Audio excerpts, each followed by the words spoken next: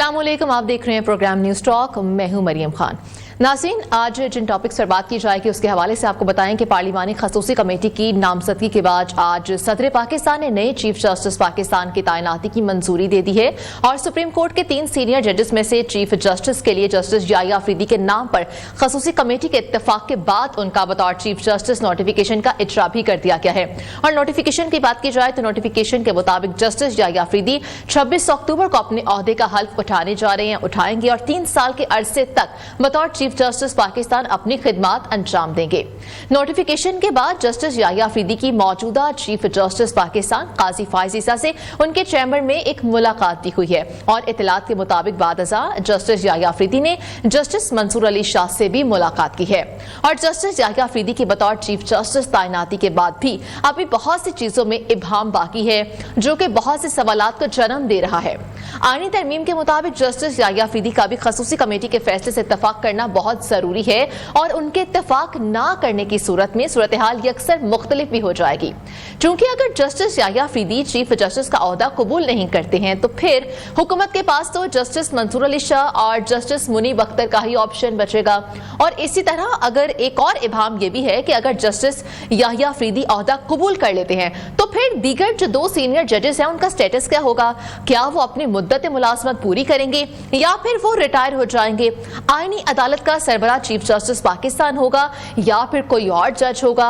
इन्हीं सवालात को लेकर आज हम प्रोग्राम में बात करेंगे। हमारे साथ मौजूद है हमारे गेस्ट जो हमारे साथ पैनल में मौजूद होंगे। अजहर सदीक है, रहनुमा पीटीआई। सर अस्सलाम वालेकुम, बहुत शुक्रिया, आपने कीमती वक्त दिया। और जहांगीर जदून हमारे साथ मौजूद है जो कि माहिर कानून है। बहुत शुक्रिया जहांगीर जदून साहब, आपने भी हमारे लिए वक्त निकाला है। बात करते हैं हम सबसे पहले अजहर सदीक साहब से। अजहर सदीक साहब बताइएगा, खसूसी कमेटी की जानिब से जस्टिस याह्या अफरीदी की चीफ जस्टिस नामजदगी के बाद सदर पाकिस्तान ने मंजूरी दे दी है और तैनाती का नोटिफिकेशन भी जारी कर दिया गया है। अब क्या जस्टिस याह्या अफरीदी ने चीफ जस्टिस पाकिस्तान का ओहदा कबूल कर लिया है? क्योंकि तरमीम के मुताबिक तो उनका कबूल करना भी जरूरी है। बहुत शुक्रिया जी। एक बात तो बड़ी वजाहत के साथ मैं बताता चलूं, जहां तक 26वीं आईनी तरमीम है इसको वकला बरादरी ने कबूल नहीं किया। तफसीलात मैं भी आपके सामने बताऊंगा। आज प्रेस कॉन्फ्रेंस भी कर दी है और हम बहुत बड़ी एहतजाजी तहरीक सर उसके हवाले से प्रोग्राम में बात करेंगे। अभी जरा हम इसकी बात कर लेते हैं। मैं सिर्फ इसी स्टार्ट में ये बताते हुए अब आ जाए जो कॉन्स्टिट्यूशनल इंटरप्रिटेशन को सामने रख कर देखें।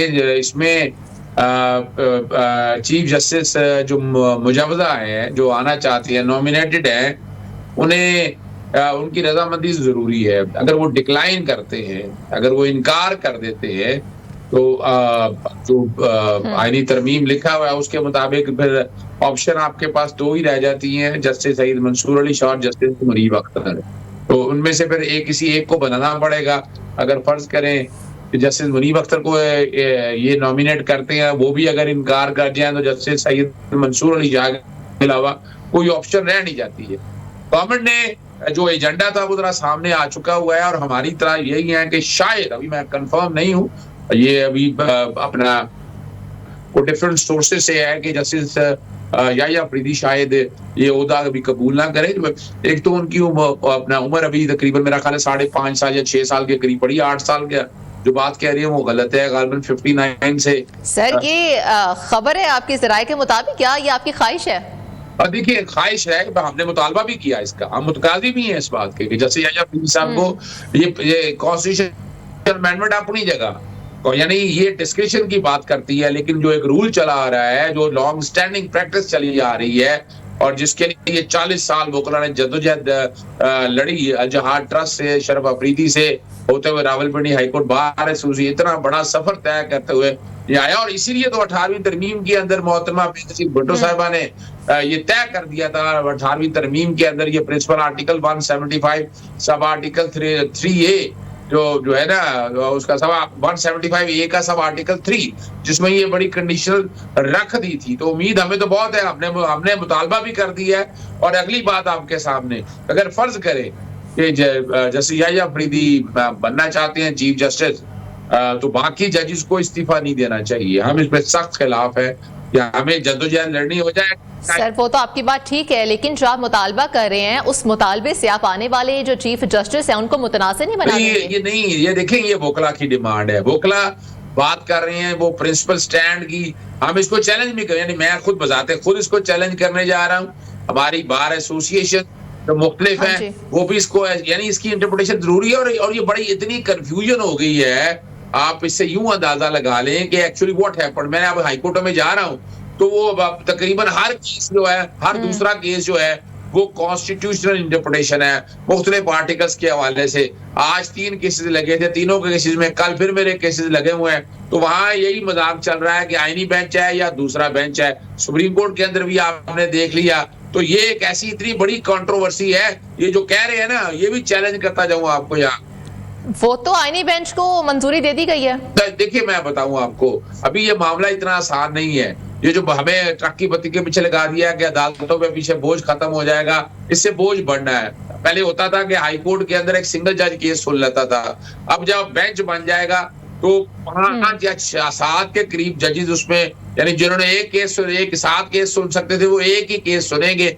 और इतना बोझ हो जाएगा, यही नहीं, सुप्रीम कोर्ट के सामने भी बहुत बड़ा बोझ आ जाएगा। असल जो आपको अदालतों पे यानी जो वजन खत्म करना है, लिटिगेशन खत्म करनी है, वो एग्जीक्यूटिव साइड के ऊपर है कि पुलिस वो चले उस हवाले से भी हम बात करेंगे। अभी हम जरा जहांगीर जदून साहब की जानिब चलते हैं, उनसे भी जरा उनकी राय ले लेते हैं, माहिर कानून है।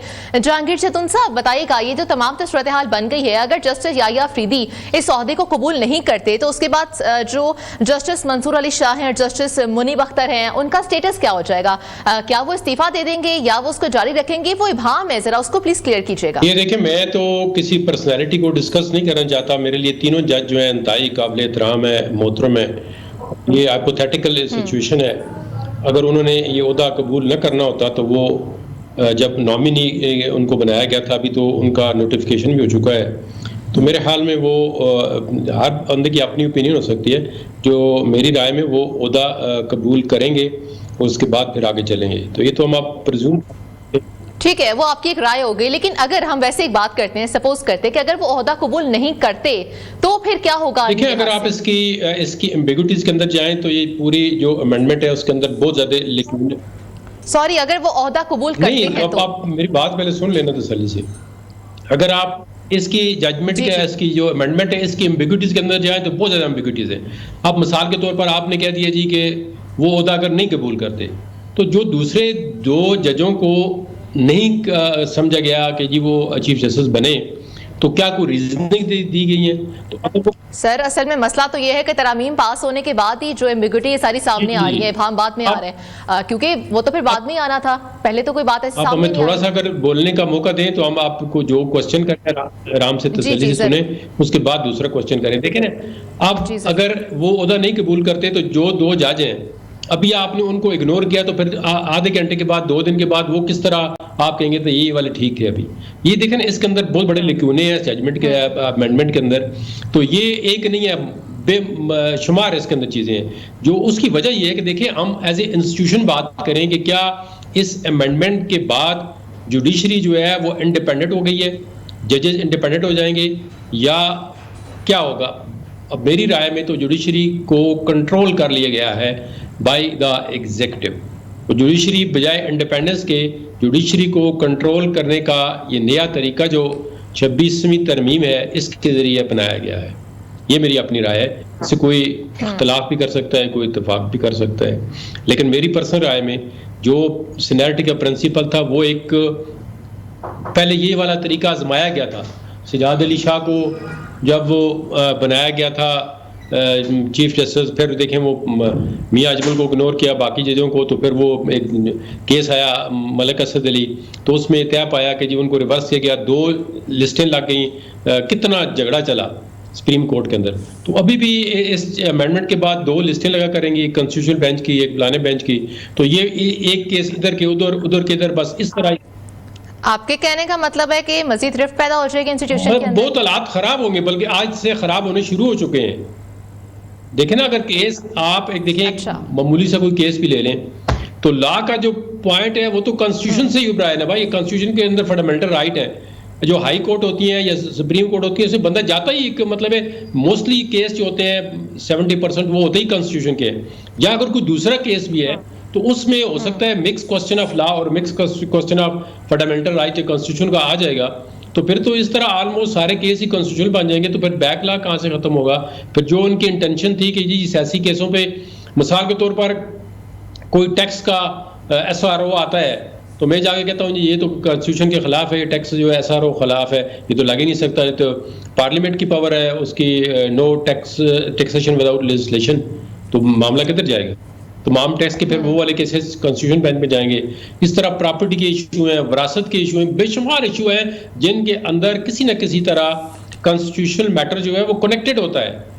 तो ये मामलात जो है ना मेरी दानिस्त में जो है ना सुलझने के बजाय मजीद उलझेंगे और उलझते हम पता नहीं किधर पहुंच जाएंगे। ठीक है, बिल्कुल सही। अजहर सदीक साहब, मेरा आपसे सवाल यह है कि चीफ जस्टिस पाकिस्तानी के आईनी बेंच की सरबराही करेंगे या फिर आईनी बेंच का जो सरबराह होगा उसका तायुन 3 सीनियर तरीन जजेस में से होगा? ये भी एक इबाहम है इस तमाम सूरत हाल के बाद। आपकी राय में क्या होने वाला है आईनी लिहाज से भी अगर देखा जाए तो? देखिए, हमने ये 22 की 22 तरमीम का बड़ा बगौर जायजा किया है। एक अच्छी तरमीम आर्टिकल 9A वाली है, लेकिन वो भी ना भी करते तो आर्टिकल 9 के अंदर article 9A clean environment added है। वैसे भी जितने फंडामेंटल राइट्स यहाँ पहले दिए हैं उन पे कितना अमल दरामद होता है वो हमारे सामने है। बाकी जो है ये अदलिया की आजादी को तबाह और बर्बाद कर दिया। ये आइन के साथ अगर रेप कर देना का लफ्ज भी अगर इस्तेमाल करें बड़ी एहतियात के साथ तो ये कम नहीं है। यानी ये बेआईनी तरमीम ने आइन को तोड़ दिया असूली तौर के ऊपर। यानी क्या, एक तो ट्राइकोटमी ऑफ पावर्स का दिया सर, लेकिन दुनिया के बहुत सारे बड़े ममालिक में ये आईनी बेंच का कयाम है। अगर भारत की बात की जाए वहां पर भी है। नहीं, लेकिन वो आईनी बेंच का इसमें तो कोई एतराज नहीं है। आईनी बेंच हमने भी कई दफा कहा है इंडिया के अंदर अगर है तो वो लिखा हुआ है कि सीनियर चीफ जस्टिस हेड करता है और सीनियर जजेस होते हैं। पर यहाँ एक नई इख्तरा दी गई है, उसका नाम प्रिजाइडिंग जज दिया गया। यानी आईनी बेंच का सरबराह एक अलहदा शख्सियत होगी। और कमाल की बात है उन सबको मुंतखब करना या चीफ जस्टिस को जैसे मुंतखब करने का इख्तियार जो पहले जो था सीनियर मोस्ट किसी को यानी डिस्क्रिप्शन इस्तेमाल करने की जरूरत ही नहीं थी, ऑटोमेटिकली वो चीफ जस्टिस होता था। तो अब ये पार्लियामेंट्री कमेटी आपने देख ली कि 9 मेंबरान किन के थे, वक्त के थे। यानी तो अब जो आईनी बेंच होगा उसका सरबराह फिर कौन होने वाला है? क्या उन्हीं तीनों जजेस में से होगा या फिर कोई और होगा? और उसका तायुन फिर कौन करेगा? पार्लियामानी कमेटी करेगी? उसके लिए अब दोबारा कमेटी बैठेगी। वो कमेटी बैठकर उसमें से जज मुंतखब करेगी एक आईनी बेंच जो वो मामला को देखेगी और उसको प्रिजाइडिंग जज करने वाला जो है ना वो एक तरह का चीफ जस्टिस होगा। और वो यहीं पे असल में जहांगीर साहब भी कुछ कहना चाह रहे हैं, उनकी भी राय ले लीजिए। जहांगीर साहब, कॉन्स्टिट्यूशनल बेंच जो बनाएगा वो जुडिशियल कमीशन बनाएगा।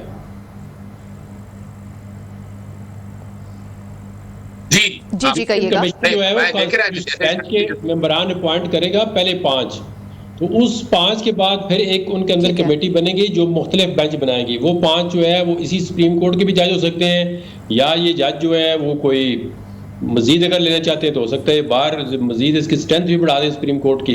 बहरहाल जो भी होगा, अब इसमें बेसिक जो इशू है, जो इंटेंशन है कि जी बैकलॉग कम करेंगे, वो इंटेंशन जो है ना वो ठीक नहीं लग रही कि जी बैकलॉग किस तरह कम होगा। हम देखें कोई भी, तो इसका मतलब है इन बातों में भी इबाहम फिर से पैदा होगा। देखें, रिफॉर्म्स के अगेंस्ट कोई नहीं होता, ना वकील जज होते हैं कि जुडिशियल रिफॉर्म हमारी जुडिशरी है कोई अप टू मार्क स्टैंडर्ड की नहीं है। जजों ने भी गलतियां की हैं, आप भी कर रहे हैं और आइंदा भी करते रहेंगे। लेकिन उसके लिए अगर ब्रॉड बेस्ड डिस्कशन हो जाती, 25 अक्टूबर के बाद भी अमेंडमेंट हो सकती थी, 25 नवंबर को भी हो सकती थी, 25 दिसंबर को भी हो सकती थी, अगले साल भी हो सकती थी। अच्छा, इसी हवाले से हम मज़ीद भी बात करेंगे। जहांगीर साहब और अजहर सदीक साहब भी हमारे साथ हैं, लेकिन यहाँ पर एक ब्रेक शामिल करते दोबारा कंटिन्यू करेंगे।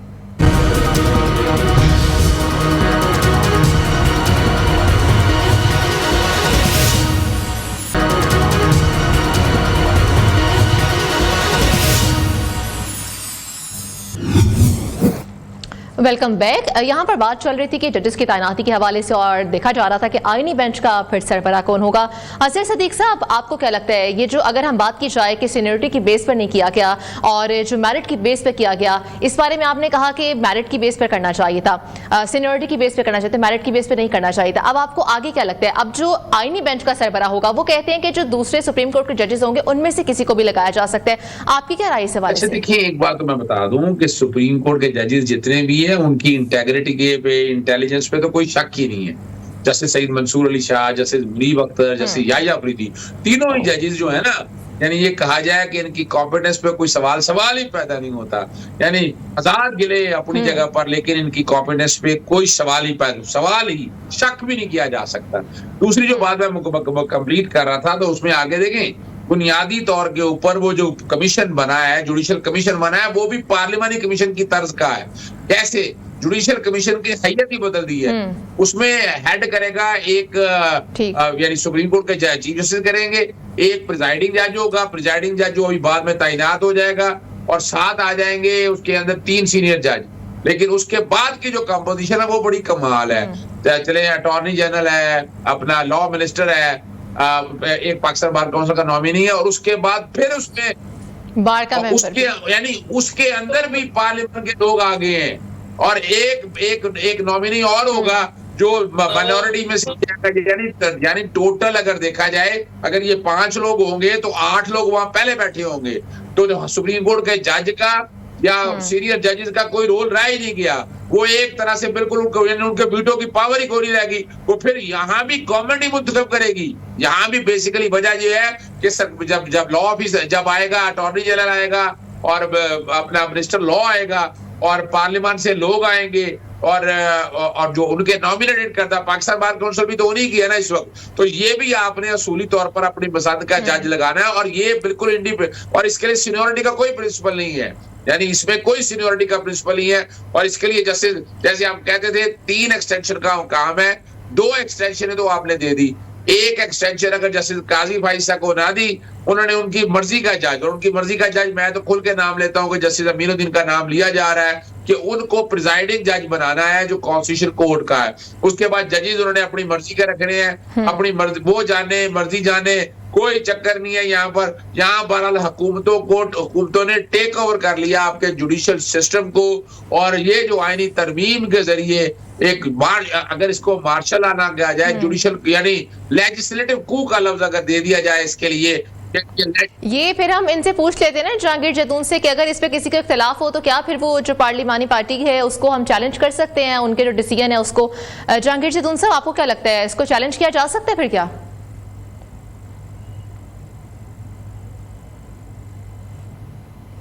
जी किसके डिसीजन को आप कह रहे हैं चैलेंज किया जा सकता है? क्वेश्चन खसूसी पार्लिमानी कमेटी जो है, क्या उसको चैलेंज किया जा सकता है? बिल्कुल, अगर सुप्रीम कोर्ट चाहे तो पार्लियामेंट्री कमेटी की प्रोसीडिंग जी वो, क्योंकि जुडिशियल अपॉइंटमेंट है, बेसिकली जुडिशियल अपॉइंटमेंट जो भी होती है वो फंडामेंटल राइट का इशू है, वो इंडिपेंडेंस ऑफ जुडिशरी का, और जो वो डिसीजन लेंगे उसको देखें। अगर कोई बंदा कहता है जी मैं सेटिस्फाई नहीं हूँ, मैंने कहा ना आप बजाय इसकी काम पर्सनैलिटी पे फोकस करें, जी इसको किया है इसको नहीं किया है। असल जो मकसद है कि क्या इस तरमीम के, आप तरमीम पे बात करें कि तरमीम से आने से 26 के क्या इंडिपेंडेंस ऑफ जुडिशरी अंडरमाइन होगी या इंडिपेंडेंस ऑफ जुडिशरी ज्यादा होगी? क्या लोगों के मसाइल हल होंगे या मसाइल ज्यादा होंगे? क्या एक आम जो सिटीजन ऑफ पाकिस्तान है उसको कोई इसका फायदा होगा या उसको इसका फायदा नहीं पहुंचेगा? क्या उसके केस अब जल्दी डिसाइड होने शुरू होंगे? अगर मेरी ओपिनियन में तो हुकूमत का मौकिफ तो यही है कि मसाइल हल होंगे, फिर इंसाफ मेरी मिलेगा। ओपिनियन में तो आज से ज्यादा मसाइल शुरू हो गए हैं। आज सुप्रीम कोर्ट के अंदर मैं खुद मौजूद था, तो काफ़ी केसेस जो हैं वो उन्होंने नहीं सुने कि जी आप कॉन्स्टिट्यूशनल बेंच में चले जाएं। तो कॉन्स्टिट्यूशनल बेंच के कॉन्स्टिट्यूट होते होते जो है ना, उनकी जो केसेस होंगे, जो ट्रांसफर होंगे या जो नए आके उधर जाएंगे, हज़ारों में तादाद हो जाएगी। तो कॉन्स्टिट्यूशनल बेंचों के लिए इन केसों से निपटना जो है बहुत मुश्किल हो जाएगा। कॉन्स्टिट्यूशनल इंटरप्रिटेशन करना वो एक खास किस्म की, देखें ना, इंटेलेक्ट और कॉम्पिटेंस चाहिए उसको कॉन्स्टिट्यूशन को इंटरप्रेट करने के लिए, उसकी जूरिस्प्रूडेंस में जाने के लिए। तो अगर बेंच ऐसा बन जाता है कि आप हर सूबे से भी लेंगे बंदा, तो फिर आप देखें बेंचों की कंपोजिशन पे भी डिपेंड करेगा वो कितनी देर में जजमेंट डिलीवर करते हैं, कितने केस में देर में फैसला करते हैं। तो बेसिकली ये देखना है कि इस आनी तरमीम का फ़ायदा जो है वो लोगों का होगा या इस आनी तरमीम का सिर्फ एक मकसद जो था, वो जो सबको पता है कौन सा मकसद था, क्या वो पूरा हो गया या नहीं हो गया? वो पूरा हो गया तकरीबन।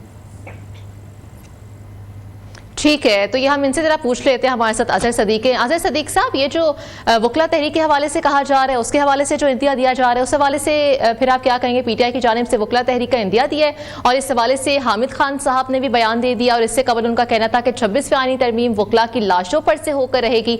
लेकिन हमने देखा कि कोई वकला तहरीक उन आईनी तरमीम के खिलाफ मंजर आम पर नहीं आई। तो जिस वकला तहरीक चलाने का पीटीआई इंदिया दे रही है, ये कब शुरू? देखिए, एक तो बात बताते चलूं, पीटीआई का अपना, पीटीआई को बतौर सियासी जमात अपना उनका इशू है, ये वोकला का इशू है, हमारी बार काउंसिल बार एसोसिएशन का है। आज मैं खुद प्रेस कॉन्फ्रेंस में वहां मौजूद था।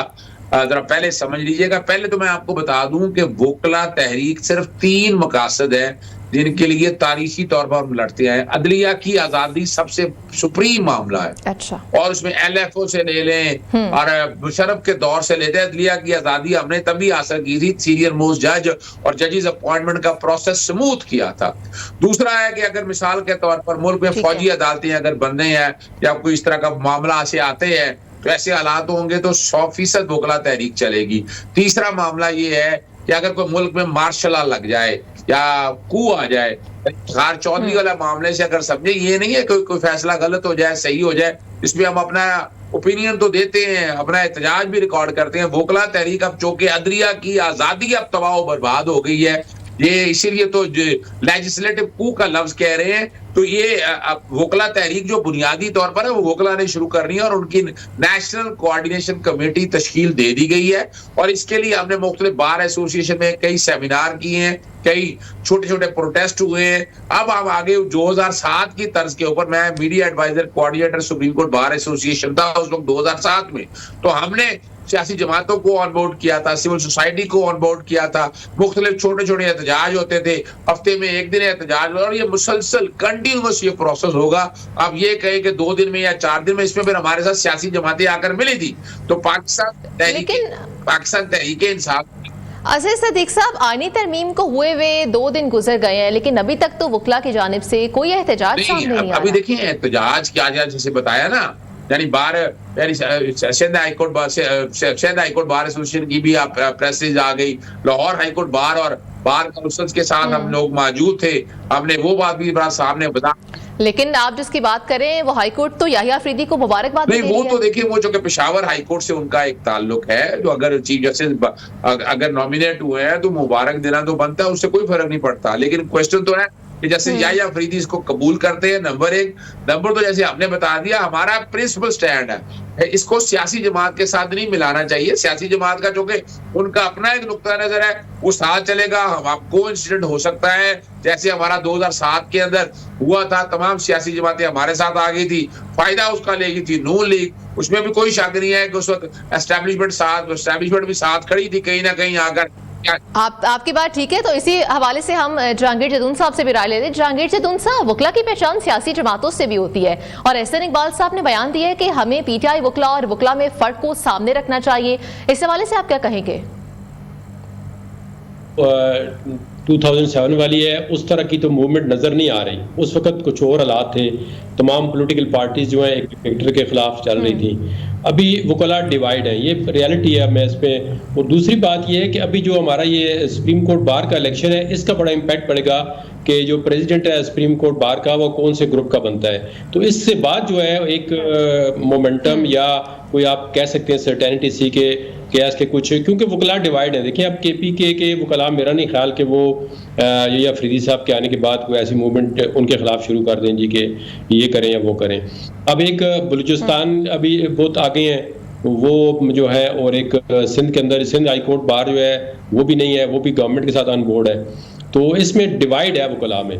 तो लेकिन अब देखें, हो सकता है कि सुप्रीम कोर्ट के अंदर ये चैलेंज, वो थोड़ा सा चैलेंजिंग टाइम तो आएगा वकला के लिए भी।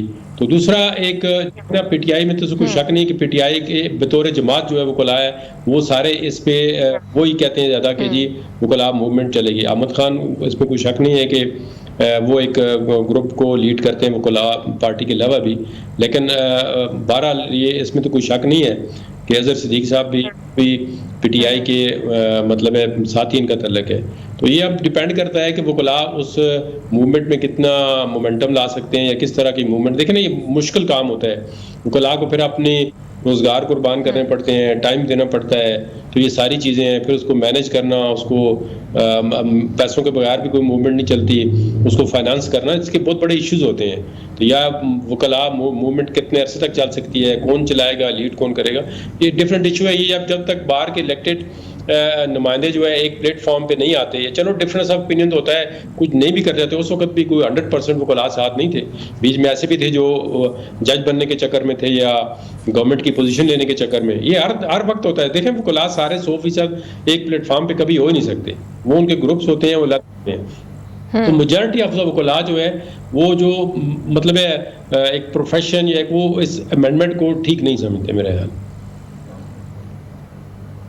ठीक है, तो अजहर सदीक साहब, राना सनाउल्लाह का ये मौके भी सामने आया, कहते हैं कि पीटीआई की जस्टिस मंसूर अली शाह के हक में जो हिमायत थी वही उनके लिए मुश्किलात का बाइस बनी है। तो अगर आज पीटीआई जस्टिस याहिया अफरीदी की हिमायत शुरू कर देगी तो क्या हुकूमत अपना फैसला तब्दील कर लेगी? देखिए, मैं एक बात बताऊं आपको, जस्टिस सईद मंसूर अली शाह ने पाकिस्तान तहरीक इंसाफ के लिए कुछ नहीं किया ना। उन्होंने या कहा जाए आउट ऑफ द कॉन्टेक्स्ट जाके कोई उन्हें एडवांटेज या डिसएडवांटेज, वो एक प्रोफेशनल वकील थे, लॉयर मूवमेंट में उनका एक बड़ा हाथ था और वो एक कॉम्पिटेंट जज हैं। जस्टिस याहिया अफरीदी भी बिल्कुल कॉम्पिटेंट जज हैं, उनकी काबिलियत पे कोई नहीं, जस्टिस मुनीब अख्तर भी काबिलियत पे कोई शक नहीं है, कोई शक। यानी फर्क सिर्फ इतना है कि जस्टिस सईद मंसूर अली शाह ने मखसूस रिश्तों के केस के अंदर हेड किया और वो एक फैसला जो है वो एस्टैब्लिशमेंट की मंशा के खिलाफ दे दिया।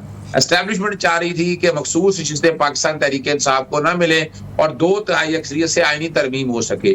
अब वो आईनी तरमीम उन्होंने जिस तरह भी मैनूवरिंग हुई है आपके सामने है, यानी अब कोई शक तो रह नहीं गया ना कि इसी, यानी ये नहीं लोग, लेकिन अभी तक तो ये मखसूस नशिस्तों का कोई अमल दखल नजर नहीं आता इस आईनी तरमीम में। मैं बता देता हूँ, अभी देखे ना, मैं आपके सामने रख देता हूँ। एक ऑर्डिनेंस आया, पहले आया एक एक्ट आया, supreme court practice and procedure act, उसमें अब आर्टिकल 63A का फैसला आया और आर्टिकल 63A के फैसले को बदलने का मकसद ये था कि वोट रहा हो सके। अब दो पैरेलल चीजें चल रही थी। मखसूस रजिस्टर तो हक पाकिस्तान तहरीक इंसाफ का था, वो उनकी मिलनी थी, उनसे सिंबल ले लिया गया, सिंबल गलत लेना था, और ये सारी चीजें रिकॉर्ड, जितने भी पार्लियामेंट ने काम किए सारे के सारे गैर कानूनी है। ठीक है, इस हवाले से हम जहांगीर जदून का भी मौकिफ लेंगे कि राना सनाउल्लाह ने जो बयान दिया वो किस वजह से किया, और लेकिन यहाँ पर एक पहले हम ब्रेक शामिल करेंगे।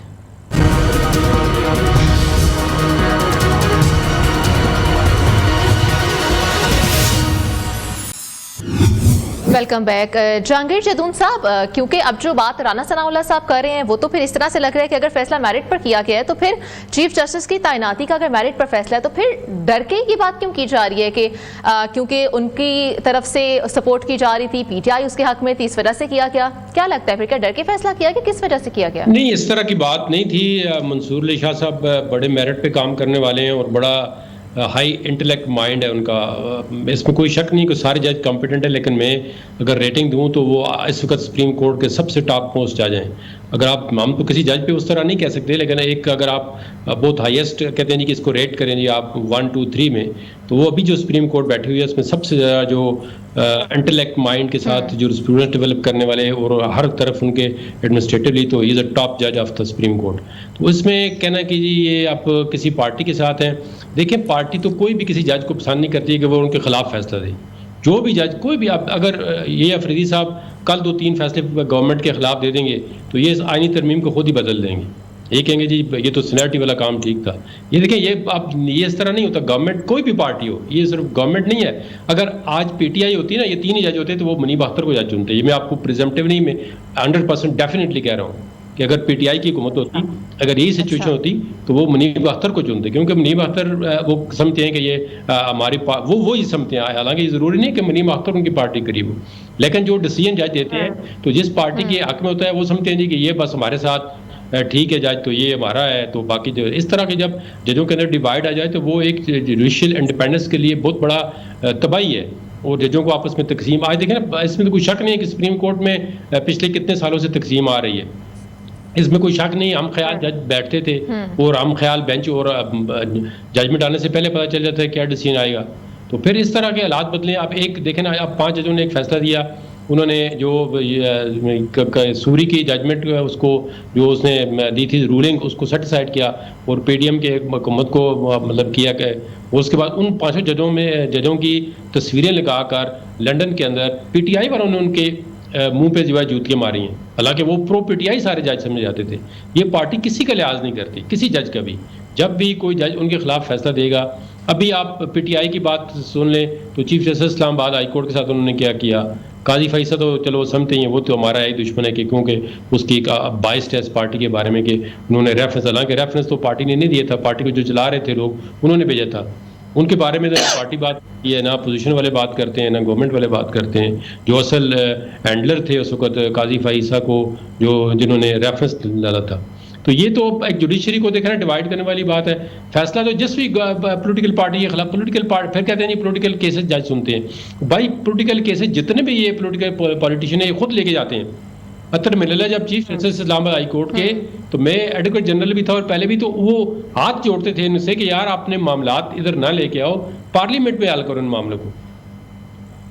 मैं एक आपको मिसाल जल्दी, तो जहां पर एक तरफ आप बात ये कर रहे हैं कि फैसला बिल्कुल मेरिट पे हुआ है, तो वहीं पर फिर वजह क्या बनी है ऐसा बयान देने की कि जो पीटीआई ने बातें की, उनकी हिमायत की, वही उनके लिए मुश्किलात का शिकार बनी? देखिए तो फिर किस वजह से आखिर बात की गई है? बड़ी वजह देखे ना, इनके अपने ख्वाजा आसिफ के बयान भी आए 2-3 के जी हो सकता है जी कि नए चीफ जस्टिस आने वाले को ऑडिट शुरू कर दें, इलेक्शन को खोल दें, और गवर्नमेंट को ये जो लोग मैटर करते हैं उनके कानून में बात डाली गई है कि अगर ये आ जाएंगे तो गवर्नमेंट हो सकता है डिस्टेबलाइज हो जाए, ये गवर्नमेंट ख़त्म कर दें, या इस तरह की देखें ना कंस्पिरेसी थ्योरी पे जो है उनको ये उकसाया गया कि ये जज साहब जो आएंगे। ये सारी तरमीम का असल इंटेंशन यही थी जो अब पूरी हो चुकी है कि उनका रास्ता रोकना था, वो रुक गया है फिलहाल। तो असल इसके पीछे कहानी यही थी। और ये कुछ ढकी छुपी बात नहीं है, ये कह रहे उन्होंने साबित कर रहे हैं कि एक इनको रोकना था, उन्होंने रोक के बता दिए किस तरह रोके हैं वो। ये तो फिर मामला जो है वो चलता ही रहेगा। हम पूछ लेते हैं असीर सदीक साहब से भी। असीर सदीक साहब, इस्लामाबाद हाईकोर्ट के बाहर आज नौरीन न्यासी जो कि बानी पीटीआई की बहन है, बैरिस्टर गौहर से उन्होंने दरख्वास्त करी थी कि उनकी बानी पीटीआई से मुलाकात के लिए दरख्वास्त दायर की जाए। तो उनकी मुलाकात हुई थी बानी पीटीआई से, तो पार्टी के लोग बानी पीटीआई की बहन को लेकर क्यों नहीं गए थे? जब वो बहन कह रही थी कि उन्होंने मुलाकात करनी है, फिर क्यों नहीं करवाई? देखिए, एक बात तो पहले समझिएगा कि मौजूदा हुकूमत के दौर में फस्तायत इस हद तक रही है, इन्होंने आम आदमी को क्या क्या जुल्म और सितम किए हैं, और हमारी अदालतों की खामोशी। यानी ये कहना कि हम अदालतों से बहुत खुश हैं, बिल्कुल अदालतों से उतना खुश नहीं है, इसी हद तक आप कह सकते हैं। यानी यहाँ डिटेंशन ऑर्डर कितने जाए, नजरबंदी के अहकाम, सेक्शन 144 का नफाज, झूठे मुकदमे इमरान खान के खिलाफ, और हमारे दौर के अंदर भी नवाज शरीफ साहब अरेस्ट थे, लेकिन उनको इस तरह से रोका नहीं जाता था। 26 मुलाकातें होनी होती थी उनकी मुलाकात के, यहाँ तो 5 से ज्यादा मुलाकात। यानी मुझे 1 साल के अंदर, मैं 26 दिसंबर को पाकिस्तान आया हूँ, मेरी को 5 मुलाकातें हुई हैं। 19 सितंबर वाले दिन भी इस्लामाबाद हाईकोर्ट के चीफ जस्टिस के हुक्म के बाद मेरी मुलाकात हुई, और उसके बाद 19 सितंबर से आप अंदाजा लगाएं 1 महीने से जायद हो गया है। मैंने अब दोबारा खत लिखा है, मैं सुबह मुतफरक दरखास्त दायर कर रहा हूँ कि जनाब इमरान खान। सर, जहाँ पे मुलाकातें हो रही थी तो वहां पर एक नाम डाल लेते, फिर उनकी बहन का। देखिए, आप बात नहीं समझ रहे, ये सवाल नाम डालने का इशू नहीं है। सवाल तो है जैसे, यानी मेरे पर पाबंदी लगा दी उन्होंने, यानी तुम तो आ ही नहीं सकते। अब उसमें जो लोग बैठे हुए हैं, तस्वीर के पीछे बैठे हुए लोग हैं जो बैठकर फैसला करते हैं कि किसने मिलना है किसने नहीं मिलना। यानी मैं आपके सामने पाबंदी तो सलमान अकरम राजा पे भी लगाई थी। देखिए, कई दफा लिस्ट जाती है, उसमें नाम निकाल देते हैं। मेरे भी मुलाकातें अगर हुई है तो हाईकोर्ट के अहकाम पे हुई है, ऐसे मुलाकातें नहीं हुई है। ये जो तरीका, और वैसे भी ये ध्यान में रखिएगा, मैंने एक और आनी दरखास्त दायर की हुई है कि तमाम जेलों में जितने लोग हैं उनकी सहूलियत देखी जाए। इमरान खान साहब का एक बाकायदा जो है एक कमीशन बनाकर, यानी और इसमें ये नहीं है आपका प्रिजन एक्ट, आपका prison rules, high court rules and order, और universal declaration of human right, ICCPR, Nelson Mandela rules, Cairo declaration, ये और दूसरा जो है, देखिए, कस्टोडियल टॉर्चर है, यानी आपने अंदर रखा हुआ है और टॉर्चर कर रहे हैं आप उसके ऊपर ज़हनी तौर पर, कभी बिजली बंद कर देना, कभी लोगों को मिलने ना देना, एक्सरसाइज है। यानी वो जो बातें हो रही है कि जनाब आप खाना खा रहे हैं, भाई वो जेल मैनुअल में दिया हुआ है, बच्चों से मुलाकात ना करवाना। तो ये वो सारे मामले हैं जो ये जमहूरी हुकूमतें समझ लिया, इनके पास मौका अच्छा था कि कम से कम उस दौर से निकले, आप निकाले अपने आप को, जोब से निकाले, अपनी जमहूरी ताकत का इस्तेमाल करे और चीजों को अपने हाथ में लेकर चलेंगे। जब ये अपने हाथों में लेकर चलेंगे तो ये हालात नहीं होंगे। यहाँ बैग। अच्छा, जाते जाते बस प्रोग्राम का वक्त खत्म हो रहा है, बताइएगा क्योंकि तोशाखाना 2 में बुशरा बीबी की जमानत मंजूर कर ली गई, तो इसका फायदा कुछ बानी पीटीआई को होने वाला है? जरा शॉर्ट सा रिप्लाई। देखिए, इसमें तो कोई शक नहीं है ना, इमरान खान साहब का तो खिलाफ तो केस ही कोई नहीं बनता। वो तो बुशरा बीबी के ऊपर बनाया उन्होंने कि जनाब इन्होंने जो ताइब ली और भेज दिया, और बुशरा बीबी तो ये बरियत का केस भी है, ये नैब से उठा के एफआईए में ले आए, अभी उनकी जमानत होगी, आज उन्हें बाहर नहीं आने दिया, जजेस सारे छुट्टी पे चले गए। जो अब्बे कहा जा रहा है कि अब अब्बे बदलिया बड़ी मेहरबान है। ठीक है, बहुत शुक्रिया सर, बहुत शुक्रिया। प्रोग्राम का वक्त यहाँ पर खत्म हो जाता है। असर सदीक और जहांगीर जदून हमारे साथ मौजूद थे, बहुत शुक्रिया आपने प्रोग्राम के लिए कीमती वक्त निकाला। हमें इजाजत दीजिए, अल्लाह हाफिज।